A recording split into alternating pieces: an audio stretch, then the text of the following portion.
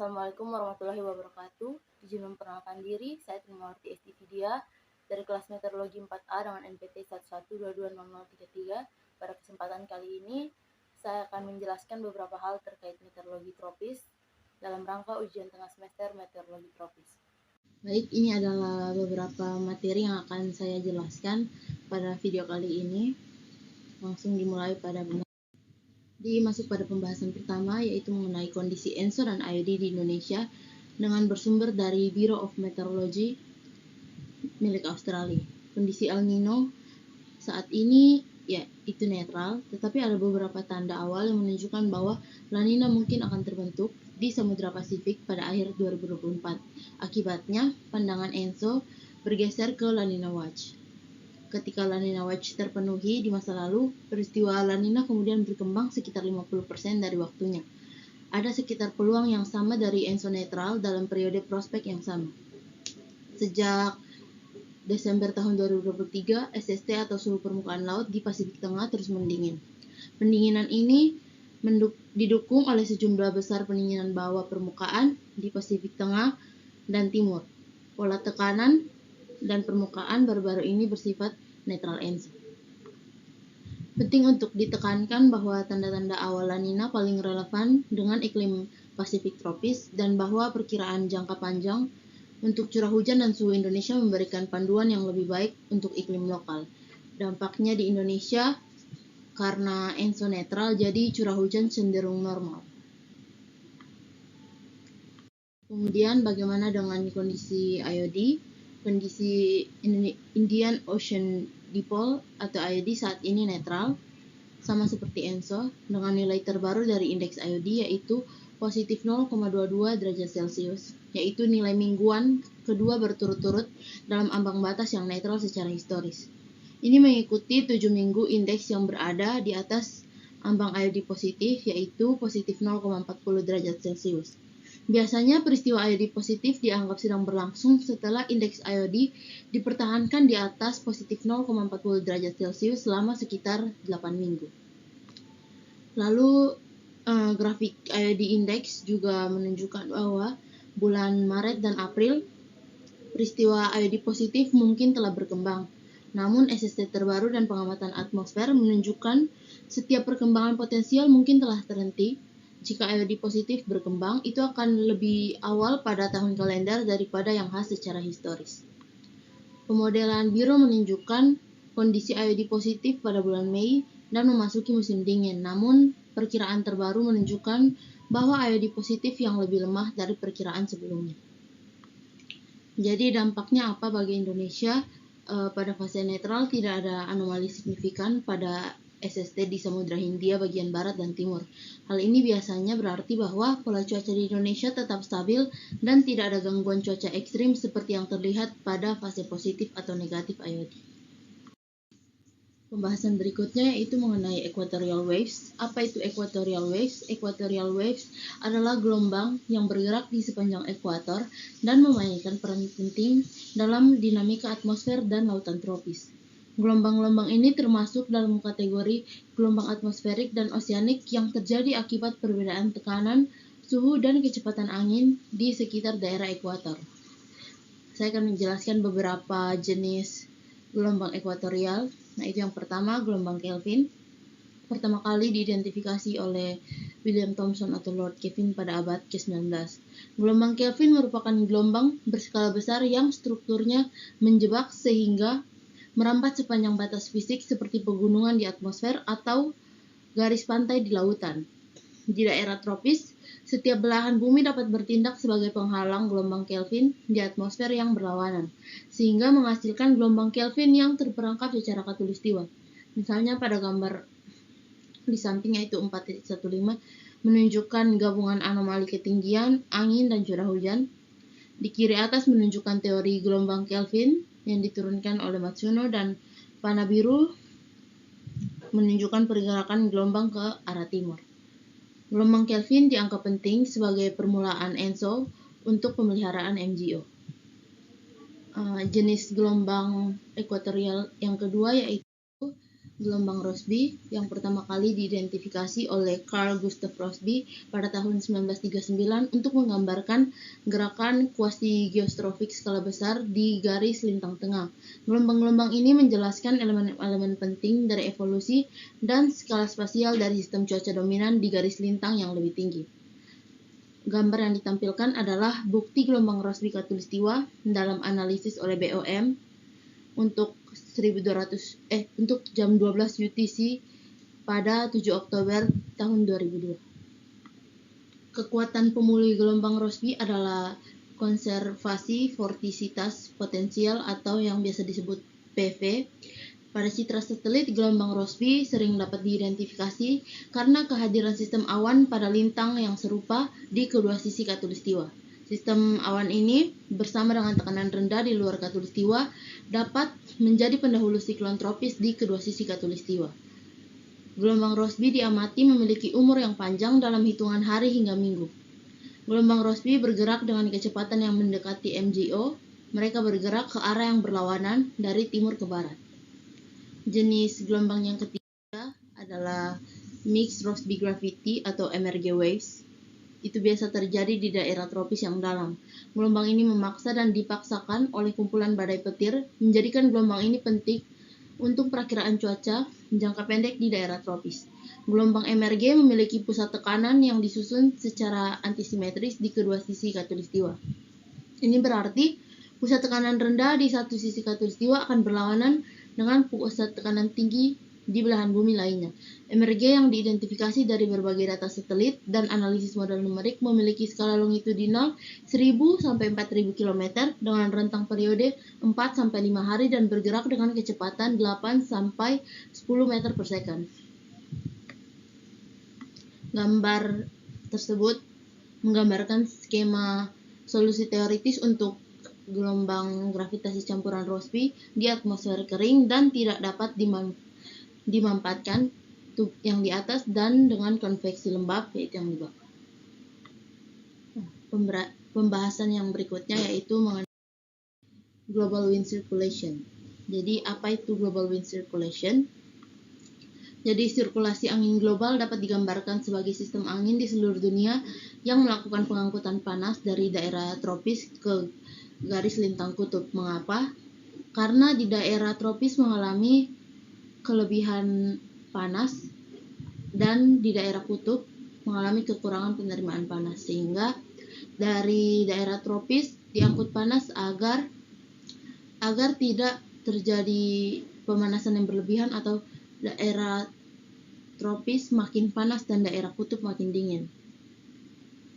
Di setiap belahan bumi terdapat 3 sel yang seperti ada pada gambar, yaitu sel Hadley, sel mid latitude atau sel Ferrel, dan polar cell. Sel Hadley adalah sel terbesar yang terbentang dari ekuator antara 30 dan 40 derajat utara dan selatan. Diberi nama sel Hadley karena diambil dari nama ahli meteorologis yang menemukannya, itu George Hadley. Di dalam sel Hadley, angin pasat bertiup ke arah ekuator, kemudian naik di dekat ekuator sebagai garis putus-putus badai petir yang membentuk ITCZ. Dari puncak badai ini, udara mengalir menuju garis lintang yang lebih tinggi, lalu tenggelam dan menghasilkan daerah bertekanan tinggi di lautan subtropis dan gurun panas di dunia seperti gurun Sahara di Afrika Utara. ITCZ yang dibawa oleh sel Hadley membuat daerah ITCZ itu menjadi daerah pertumbuhan awan sehingga turunnya banyak hujan. Sel yang kedua yaitu sel mid latitude atau sel Ferrel. Di situ udara berkumpul di ketinggian rendah untuk naik sepanjang batas antara udara kutub yang sejuk dan udara subtropis hangat yang umumnya terjadi antara 60 dan 70 derajat utara dan selatan. Hal ini sering terjadi di sekitar garis lintang Inggris yang membuat cuaca tak menentu. Sirkulasi di dalam sel Ferrel diperumit oleh aliran balik udara di dataran tinggi menuju daerah tropis. Tenggelam, ia bergabung dengan udara yang tenggelam dari sel Hadley. Sel Ferrel bergerak berlawanan arah dengan 2 sel lainnya, yaitu sel Hadley dan sel polar, dan sel Ferrel bertindak seperti roda gigi. pembahasan berikutnya yaitu mengenai El Nino Southern Oscillation atau ENSO. Itu merupakan fenomena yang terbentuk akibat adanya interaksi antara lautan dan atmosfer yang menyebabkan adanya variasi iklim di dunia. Interaksi antara lautan dan atmosfer ini berlaku timbal balik, di mana atmosfer menggerakkan lautan dan lautan menggerakkan atmosfer. El Nino dibagi menjadi 3 fase, yaitu fase netral, La Nina atau dingin, dan El Nino atau periode panas. El Nino biasa terjadi selama 9-12 bulan dan memiliki rata-rata kejadian setiap 2-7 tahun berulangnya, namun tidak dalam periode yang tetap. Pada umumnya, El Nino lebih sering terjadi daripada La Nina. Pada kondisi El Nino, angin pasat yang biasa berembus dari timur ke barat melemah atau bahkan berbalik arah karena adanya westerly wind akibat dari adanya sirkulasi Walker. Kondisi ini membuat kolam air hangat berpindah ke bagian tengah dari Samudra Pasifik. Lapisan termoklin menjadi lebih landai daripada kondisi normal dan membuat upwelling di Samudra Pasifik bagian timur melemah. Pelemahan ini dikaitkan dengan meluasnya suhu muka laut yang hangat di timur dan tengah Pasifik. Air hangat yang bergeser ke timur menyebabkan penguapan awan dan hujan pun ikut bergeser menjauh dari Indonesia. Hal ini berisiko bagi Indonesia karena meningkatkan kekeringan. Lalu kondisi La Nina berbalikan dengan El Nino, yaitu di mana angin pasat yang berhembus dari timur ke barat mengalami kecepatan yang lebih kencang daripada kondisi normal, sehingga kolam air hangat yang terbentuk berada pada timur Kepulauan Indonesia dan bahkan ada yang masuk ke Kepulauan Indonesia namun tidak sepenuhnya masuk terlalu jauh, karena Kepulauan Indonesia sendiri adalah docking alami untuk angin pasat, sehingga pengaruh angin ini tidak terlalu masuk ke Kepulauan Indonesia. Kondisi ini juga membuat lapisan termoklin di sebelah timur Samudra Pasifik mengalami kedalaman yang lebih curam daripada kondisi normal dan membuat sebelah barat Samudra Pasifik mengalami upwelling yang lebih kuat daripada kondisi normal. Menguatnya angin pasat yang mendorong massa air laut ke arah barat, maka di Pasifik Timur suhu muka laut menjadi lebih dingin. Di Indonesia hal ini berarti risiko banjir lebih tinggi, suhu udara yang lebih rendah di siang hari, dan lebih banyak badai tropis. Selanjutnya adalah mengenai MJO atau Marian-Julian Oscillation, yaitu gangguan awan, curah hujan, angin, dan tekanan yang bergerak ke arah timur yang melintasi planet di daerah tropis dan kembali ke titik awalnya. Rata-rata MJO terjadi 30 hingga 60 hari. MJO paling tepat digambarkan sebagai variabilitas iklim tropis intramusiman. MJO terdiri dari 2 bagian, yaitu peningkatan curah hujan atau konvektif dan fase curah hujan yang ditekan. MJO terdiri dari 8 fase, di mana fase aktif di Indonesia mulai mendatangkan hujan. Fase aktif terdapat pada 3 fase. Fase aktif terdapat pada fase 3, fase 4, dan fase 5. Dan fase 6 MJO mulai keluar Indonesia. Jadi, penambahan curah hujan dilihat pada fase 3, 4, dan 5. Fase itu di mana terdapat curah hujan yang lewat di Indonesia. Namun, ketika melihat dampak MJO di Indonesia harus melihat semua. Fase 6, 7, 8, dan 1 adalah fase kering di Indonesia. Karena MJO adalah fenomena yang berpasangan antara area yang mendatangkan hujan dan area yang menekan hujan. Data yang dianalisis pada MJO adalah angin komponen U di lapisan 200 dan 850. Data OLR adalah radiasi gelombang panjang dari bumi ke atmosfer. Saat MJO menambahkan awan, radiasi dari bumi yang menembus ke atmosfer itu sedikit, sedangkan saat MJO sudah lewat, awan minimum dan OLR besar ke atmosfer. Data curah hujan dibutuhkan karena kita bisa melihat area-area yang negatif atau lebih sedikit curah hujannya. MJO dihitung menggunakan indeks RMM1 dan RMM2.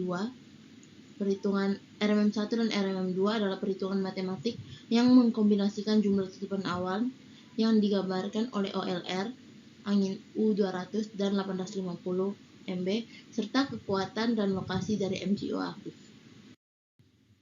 Indian Ocean Dipole atau IOD didefinisikan dengan perbedaan SST atau suhu muka laut antara dua area atau dua polar, di mana perbedaan itu terjadi di Western Pole dan Eastern Pole. Ada dua area yang digunakan untuk melihat perubahan suhu. Yang pertama di Laut Arab Samudra Hindia bagian barat, dan yang kedua ada di Samudra Hindia bagian timur. Konsep IOD mirip dengan ENSO, di mana ada dua area dingin dan hangat. Pada gambar menunjukkan fase netral dari IOD, yaitu terjadi di sektor sel Walker di Samudra Hindia. Sirkulasi Samudra Hindia yang disorot merupakan indikasi fase netral IOD. Sirkulasi di Pol Samudra Hindia yang netral menghasilkan angin barat di atas lautan, hujan konvektif di Indonesia, dan daerah tropis bertekanan tinggi yang membawa iklim relatif kering ke tanduk Afrika. Lalu fase negatif IOD disebabkan oleh suhu muka laut yang lebih dingin dari biasanya di lepas pantai Afrika dan lebih hangat dari suhu permukaan laut normal di sebelah barat Indonesia. Konfigurasi suhu permukaan laut ini memberikan dorongan pada sirkulasi normal. Sirkulasi yang lebih kuat membawa angin barat yang lebih konsisten di atas lautan. Konveksi yang lebih kuat di Indonesia yang seringkali menyebabkan kondisi kekeringan di tanduk Afrika. Pola ini sejalan dengan La Nina atau fase negatif dari ENSO. Jadi dampak IOD fase negatif bagi Indonesia adalah sama seperti La Nina, yaitu meningkatkan curah hujan. Berikutnya yaitu fase positif dari IOD yang disebabkan oleh suhu muka laut yang lebih hangat dari biasanya di lepas pantai Afrika dan lebih dingin dari suhu muka laut normal di sebelah barat Indonesia, dan menyebabkan cuaca yang didominasi kekeringan dan potensi kekeringan di tanduk Afrika. Konveksi meningkat dan curah hujan lebih jauh melimpah dari biasanya. Pola ini sesuai dengan El Nino atau fase positif ENSO. Jadi sama juga, kalau fase negatif sama seperti La Nina yang membawa curah hujan, fase positif IOD sama seperti El Nino yang membawa kekeringan bagi Indonesia. Kita sudah sangat familiar dengan kata monsun, tetapi apa itu monsun? Monsun adalah pergantian angin yang seringkali menyebabkan musim hujan yang sangat banyak atau musim yang sangat kemarau. Penyebab utama dari fenomena ini adalah perubahan musim angin. Pergeseran angin terjadi karena suhu daratan dan suhu air berbeda seiring pergantian musim. Bagaimana monsoon works? Bagaimana monsoon bekerja? Di musim panas atau summer, daratan memanas lebih cepat daripada perairan. Angin muson selalu bertiup dari dingin ke hangat. Dan di musim panas, udara yang hangat naik dari daratan menciptakan kondisi yang membalikan arah angin. Lalu mengapa monsun menyebabkan hujan? Monsun yang menyebabkan curah hujan paling lebat adalah monsun panas di dekat Samudra Hindia. Air hangat di lautan menguap dan naik ke udara. Hal ini menyebabkan angin berubah arah dan kelembapan berembus ke daratan di negara-negara seperti India dan Sri Lanka. Udara hangat dan lembab kemudian mengembun dan menjadi hujan. Akibatnya adalah periode kelembapan dan curah hujan yang lebat dapat berlangsung berbulan-bulan. Ketika angin berubah arah pada monsun dingin, hal ini disebut monsun musim dingin atau winter. Monsun dingin di wilayah dekat Samudra Hindia ini biasanya kering. Selanjutnya adalah indeks dari monsun.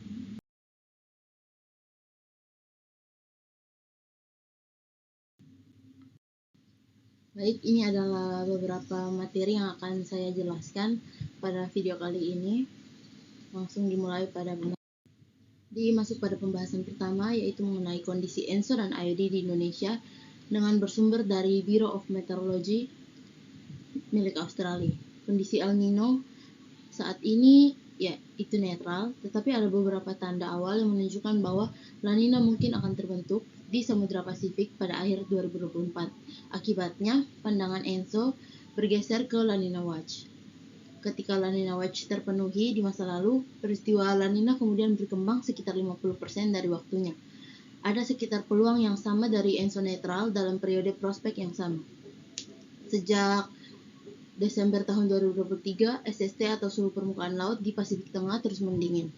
Pendinginan ini didukung oleh sejumlah besar pendinginan bawah permukaan di Pasifik Tengah dan Timur. Pola tekanan dan permukaan baru-baru ini bersifat netral ENSO. Penting untuk ditekankan bahwa tanda-tanda awal La Nina paling relevan dengan iklim Pasifik tropis dan bahwa perkiraan jangka panjang untuk curah hujan dan suhu Indonesia memberikan panduan yang lebih baik untuk iklim lokal. Dampaknya di Indonesia karena ENSO netral, jadi curah hujan cenderung normal. Kemudian bagaimana dengan kondisi IOD? Kondisi Indian Ocean Dipole atau IOD saat ini netral, sama seperti ENSO, dengan nilai terbaru dari indeks IOD yaitu positif 0,22 derajat Celcius, yaitu nilai mingguan kedua berturut-turut dalam ambang batas yang netral secara historis. Ini mengikuti 7 minggu indeks yang berada di atas ambang IOD positif, yaitu positif 0,40 derajat Celcius. Biasanya peristiwa IOD positif dianggap sedang berlangsung setelah indeks IOD dipertahankan di atas positif 0,40 derajat Celcius selama sekitar 8 minggu.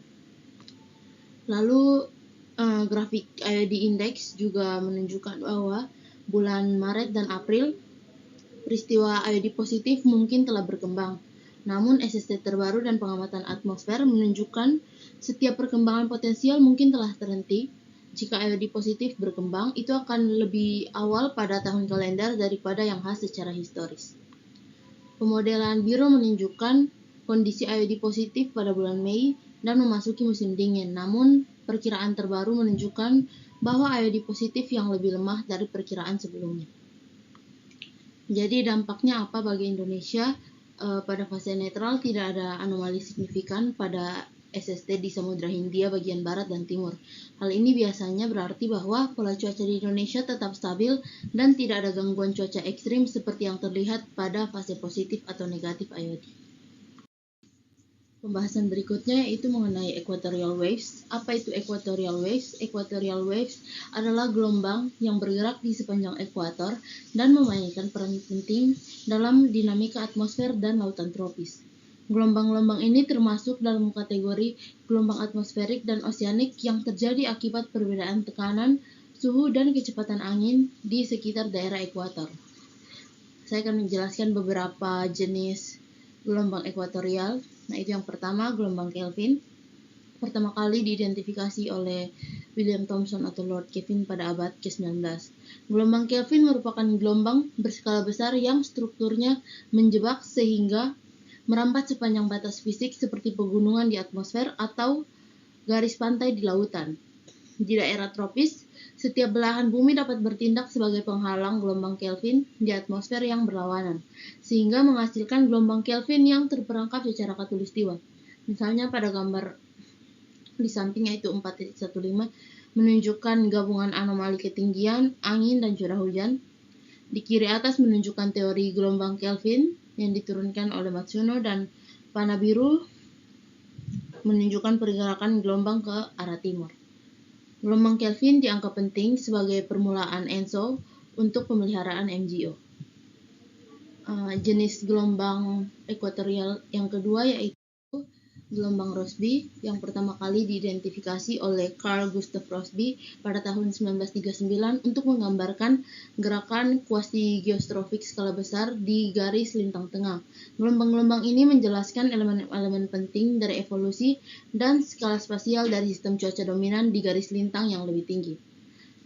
Gambar yang ditampilkan adalah bukti gelombang Rossby khatulistiwa dalam analisis oleh BOM untuk jam 12 UTC pada 7 Oktober tahun 2002. Kekuatan pemulih gelombang Rossby adalah konservasi vortisitas potensial atau yang biasa disebut PV. Pada citra satelit, gelombang Rossby sering dapat diidentifikasi karena kehadiran sistem awan pada lintang yang serupa di kedua sisi khatulistiwa. Sistem awan ini bersama dengan tekanan rendah di luar khatulistiwa dapat menjadi pendahulu siklon tropis di kedua sisi khatulistiwa. Gelombang Rossby diamati memiliki umur yang panjang dalam hitungan hari hingga minggu. Gelombang Rossby bergerak dengan kecepatan yang mendekati MGO. Mereka bergerak ke arah yang berlawanan dari timur ke barat.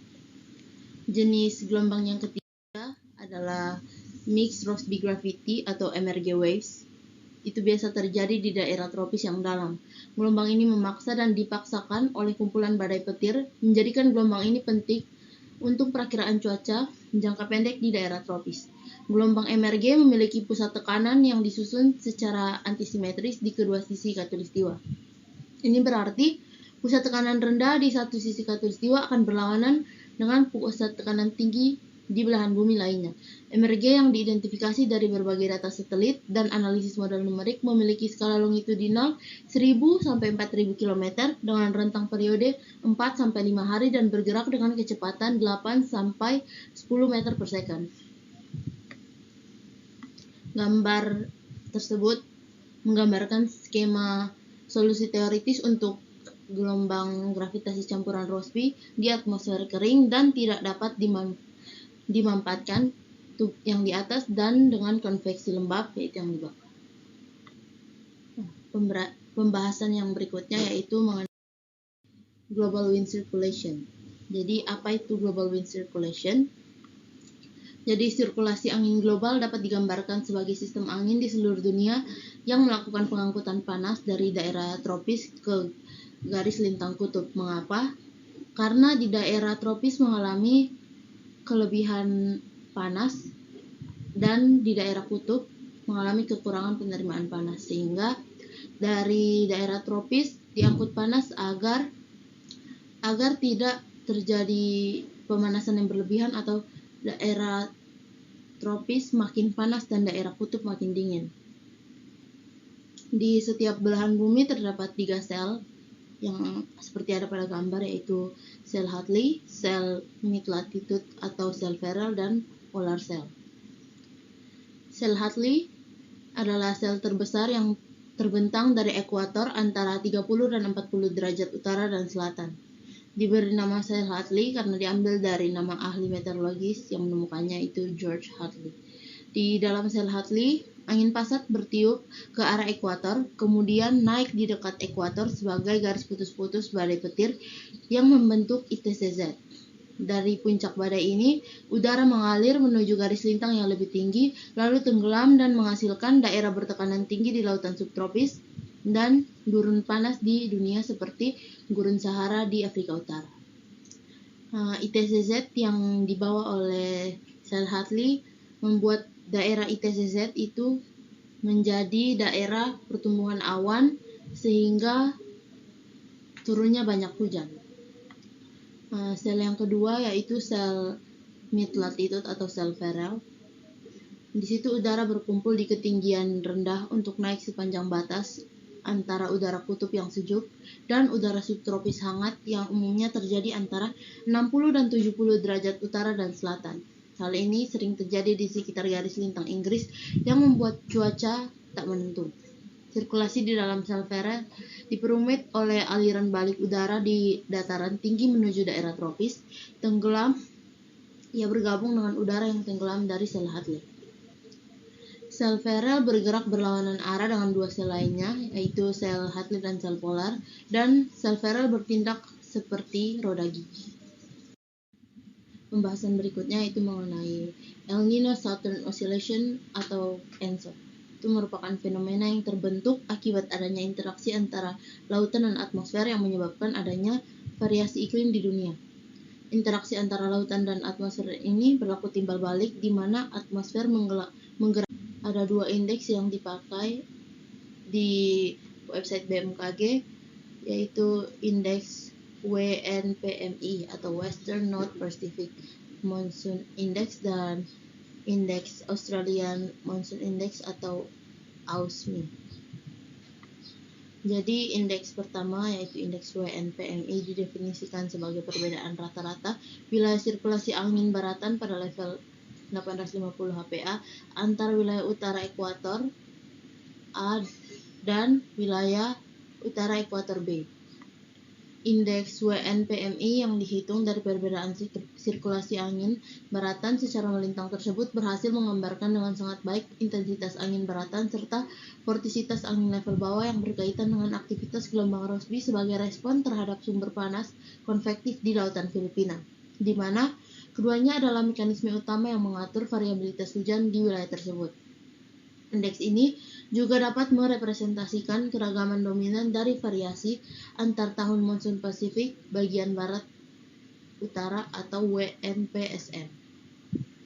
Lalu indeks monsun AUSMI didefinisikan sebagai rata-rata wilayah angin zonal pada wilayah 5-15 derajat South dan 10 sampai 130 derajat East.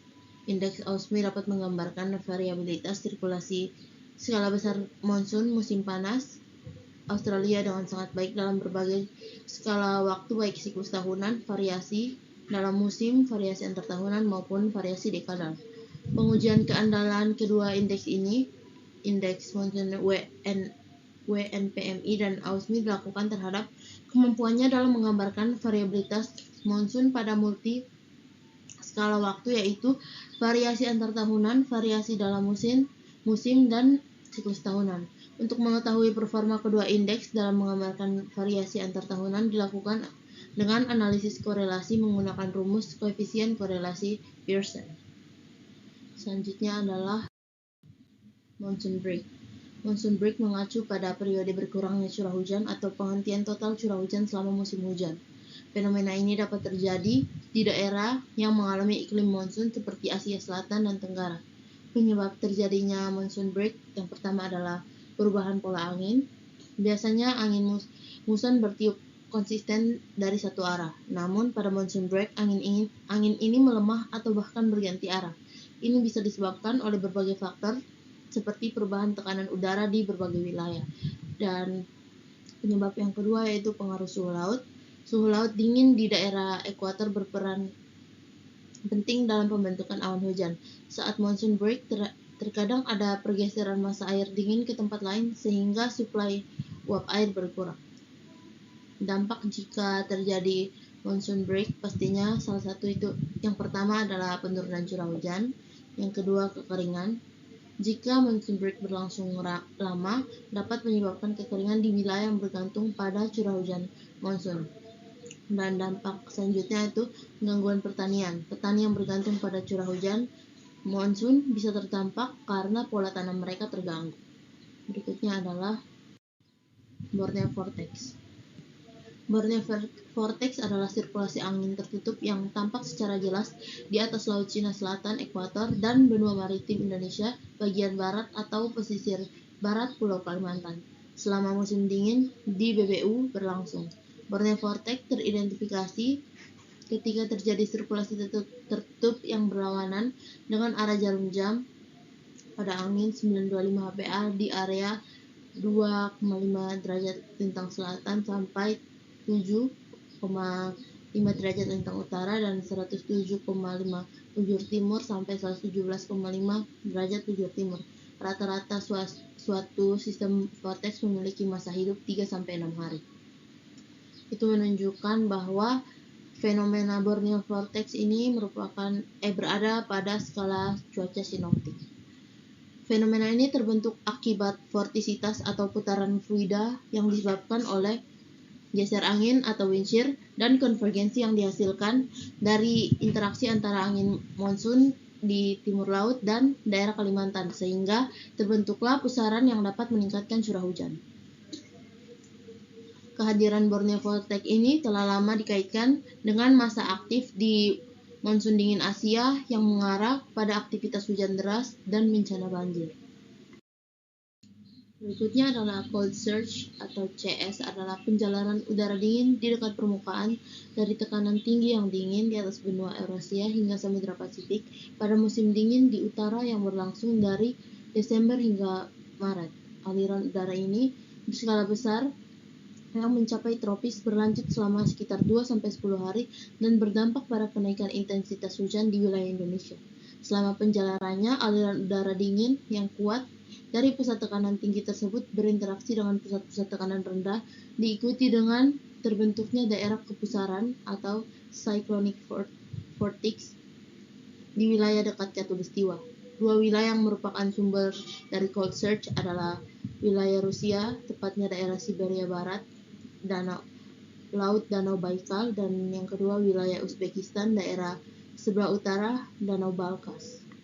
Cold surge meskipun tidak menyebabkan penurunan suhu ekstrim seperti di wilayah subtropis, tapi tetap memiliki dampak signifikan pada cuaca di Indonesia, yaitu menyebabkan peningkatan curah hujan. CENS atau Cross Equatorial Northerly Surge adalah gelombang angin permukaan utara yang kadang melintasi ekuator di laut pedalaman Indonesia, Laut Cina Selatan bagian selatan, dan Laut Jawa, dan dibedakan dari gelombang dingin biasa. Ini mempengaruhi konveksi di Laut Jawa dan Pulau Jawa, terkadang menyebabkan curah hujan yang tinggi. Lonjakan tersebut dapat menyebabkan peningkatan curah hujan di wilayah tertentu, seperti barat Laut Jawa, yang disebabkan oleh perubahan pola DCR. CNS juga diketahui menekan curah hujan sore hari di daratan karena meningkatnya stabilitas statis yang disebabkan oleh adveksi udara dingin dari utara. CNS diklasifikasikan ke dalam pola yang berbeda berdasarkan hubungannya dengan cold surge dan peristiwa MGO. Pola-pola ini dapat memiliki karakteristik berbeda dalam kaitannya dengan medan angin dan pola curah hujan yang ditimbulkannya. Baik, kita sudah sampai pada pembahasan yang terakhir, yaitu mengenai prediksi MGO di Indonesia yang bersumber dari BOM atau Bureau of Meteorology milik Australia. Jadi menurut BOM, MGO saat ini lemah. Sebagian besar model memperkirakan bahwa MGO akan tetap lemah sebelum kembali menguat di wilayah timur Samudra Hindia atau benua maritim pada pertengahan hingga akhir bulan Mei. Ketika MGO berada di bagian timur Samudra Hindia atau benua maritim, atau pada waktu-waktu seperti ini, biasanya MGO berperan meningkatkan curah hujan di seluruh bagian tenggara dan pesisir barat Indonesia. Daerah tropis di selatan Indonesia biasanya juga mengalami peningkatan kekeruhan dan curah hujan. Pada gambar di samping, bagan tersebut menunjukkan kekuatan dan perkembangan MGO melalui 8 wilayah berbeda di sepanjang khatulistiwa di seluruh dunia. Area 7 dan 8 berada di wilayah tenggara Indonesia, 5 dan 6 berada di barat atau benua maritim. RMM 1 dan RMM 2 adalah metode matematika yang menggabungkan jumlah awan di angin di tingkat atas dan bawah atmosfer untuk mengukur kekuatan dan lokasi MGO. Ketika indeks ini berada di dalam lingkaran tengah, maka MGO dianggap lemah, dan di luar lingkaran ini indeks lebih kuat dan biasanya akan bergerak berlawanan arah jarum jam seiring pergerakan MGO dari barat ke timur. Jadi bagan dan pergerakan MGO itu sama, yaitu bisa kita lihat karena berada di dalam lingkaran, maka MGO saat ini lemah. Apalagi di wilayah 5 dan 6 di daerah Indonesia masih berada pada dalam lingkaran. Baik, sekian yang dapat saya jelaskan pada video kali ini. Untuk kurang dan lebihnya saya mohon maaf. Assalamualaikum warahmatullahi wabarakatuh. Terima kasih.